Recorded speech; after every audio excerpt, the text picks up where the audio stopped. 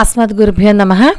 మనం ఇప్పుడు సంకటనాశ గణేశ స్తోత్రాన్ని చెప్పుకుని దాని అర్థాన్ని కూడా తెలుసుకుందాం. అర్థంతో కూడి ఉన్నటువంటి స్తోత్రాన్ని మనం అర్థాన్ని మననం చేసుకుంటూ కనుక స్తోత్రాన్ని చదువుకున్నట్లయితే దానికి ఇంకా ఎక్కువ ఫలితం ఉంటుంది అని మనందరికీ తెలిసిన విషయమే.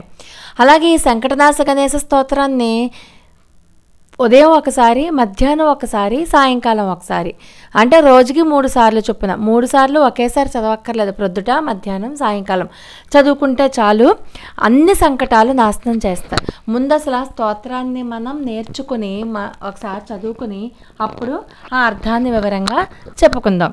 ఈ స్తోత్రాన్ని ఎవరు చెప్పారు అంటే నారదుల వారు చెప్పారు. ఎక్కడి నుంచి? నారద పురాణం నుంచి.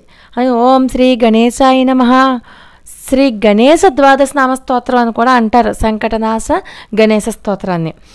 ప్రణమ్య శిరసాదేవం గౌరీపుత్రం వినాయకం భక్త్యావాసం స్మరే నిత్యం ఆయుష్ కామార్థ సిద్ధయే. ప్రథమం వక్రతుండం చ ఏకదంతం ద్వితీయకం తృతీయం కృష్ణపింగాక్షం గజవక్త్రం చతుర్ధకం లంబోదరం పంచమం చ షష్టం వికటమేవ చ సప్తమం విఘ్నరాజం చ ధూమ్రవర్ణం తథాష్టమం నవమం బాలచంద్రం చ దశమంతు వినాయకం ఏకాదశం గణపతిం ద్వాదశంతు గజాననం ద్వాదశైతాని నామాని త్రిసంధ్యమ్య పఠేన్నరః. నచ విఘ్న భయం తస్య సర్వసిద్ధికరం పరం. విద్యార్థీ లభతే విద్యాం ధనార్థీ లభతే ధనం పుత్రార్థీ లభతే పుత్రాం మోక్షార్థీ లభతే గతిం. జపేద్గణపతి స్తోత్రం షడ్భిర్మాసే ఫలం లభేత్ సంవత్సరేక సిద్ధించ లభతే నాత్ర సంశయః. అష్టేభ్యో బ్రాహ్మణేభ్యశ్చ లిఖిత్వా యః సమర్పయేత్ తస్య విద్యా భవేత్ సర్వా గణేశస్య ప్రసాదతః. శ్రీ నారద పురాణే సంకష్టనాశన గణపతి స్తోత్రం సంపూర్ణం. సరే, ఇప్పుడు ఈ స్తోత్రానికి ఉన్నటువంటి అర్థంలో మనం ఈ స్తోత్రాన్ని ఒకసారి మననం చేసుకుందాం. నారద ఉవాచ అంటే నారదుల వారు చెప్పారు. ప్రణమ్య శిరసాదేవం గౌరీపుత్రం వినాయకం భక్తవాస స్మరే నిత్యం ఆయుష్ కామార్థ సిద్ధయే అని. అంటే విద్యావంతుడు, మరింత జీవితము, సంపద, ప్రేమ కోసం మనం పార్వతీపుత్రుడైనటువంటి గణపతికి మన శిరస్సుతో నమస్కారం చెయ్యాలి. పార్వతీపుత్రుడైనటువంటి గణపతి ఎలా ఉన్నాడు?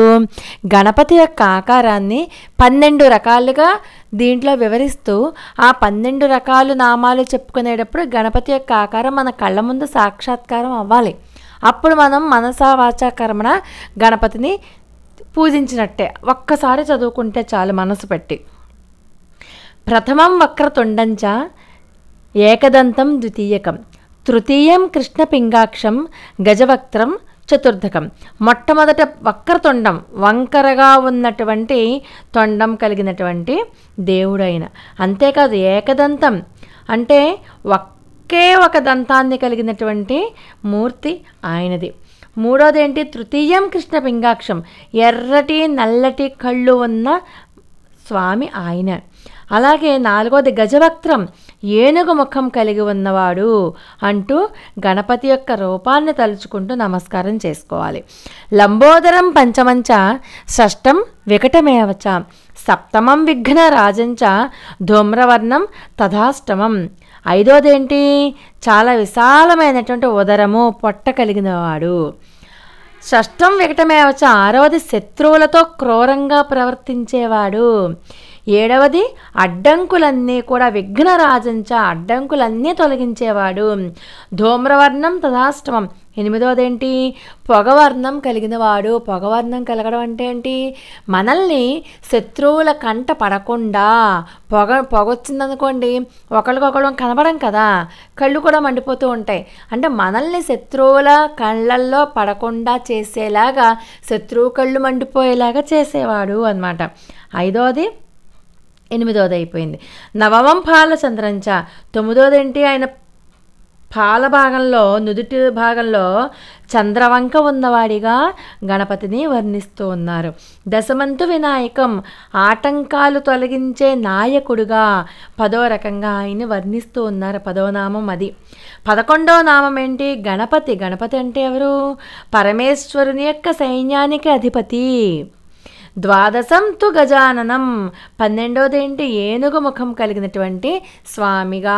ఈ 12 నామాలు, ద్వాదశైతాని నామాని, ఈ 12 నామాలు త్రిసంధ్యమ్య పటేందర, 3 సంధ్యలలో, అంటే ఉదయం సంధ్య, మధ్యాహ్నం సంధ్య, సాయం సంధ్య, అంటే రోజుకి 3 సార్లు మాత్రమే ఎవరైతే నిత్యము పఠిస్తూ ఉంటారో వాళ్ళకి ఓటమి భయం అన్నది ఉండదు. ఎప్పుడూ కూడా ఆయన ఏం కోరుకుంటే అదే సాధిస్తాడు. అన్ని రకాలైనటువంటి విఘ్నాలను తప్పిస్తాడు ఆ పరమాత్మ. ఈ స్తోత్రాన్ని చదువుకునే వాళ్ళకి ఎటువంటి విఘ్నాలు రావు. విద్యార్థులకి విద్య కావాలనుకున్న వాళ్ళకి విద్య వస్తుంది, జ్ఞానాన్ని పొందుతారు. ధనం కావాలి అనుకునే వాళ్ళకి సక్రమ మార్గంలో ధనాన్ని పొందుతారు. పుత్రులు కావాలి అనుకున్న వాళ్ళు పుత్రులను పొందుతారు. మోక్షం కావాలి అని అనుకుని చదివితే వాళ్ళు మోక్షాన్ని పొందుతారు. అదే ఇది కాదు, ఈ స్తోత్రాన్ని షడ్భిర్మాసే ఫలం లభేత్, 6 నెలలు గనక విడవకుండా పట్టుకున్నట్లయితే 6 నెలల లోపే ఖచ్చితంగా అనుకున్నది సాధించి తీరుతారు.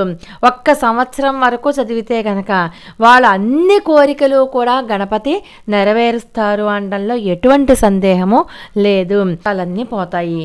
ఇటు నారద పురాణే సంకష్టనాశన గణపతి స్తోత్రం సంపూర్ణం. ఈ రకంగా నారద పురాణం నుంచి శ్రీ గణేశుడికి మనం చెప్పుకున్నటువంటి 12 నామాలతో ఉన్నటువంటి స్తోత్రం యొక్క ప్రార్థన ముగిసింది. ఎవరైతే స్తోత్రాన్ని చదువుతారో వాళ్ళకి అన్ని దుఃఖాలు పోతాయి అంటూ మనకి పురాణంలో చెప్పబడి ఉంది.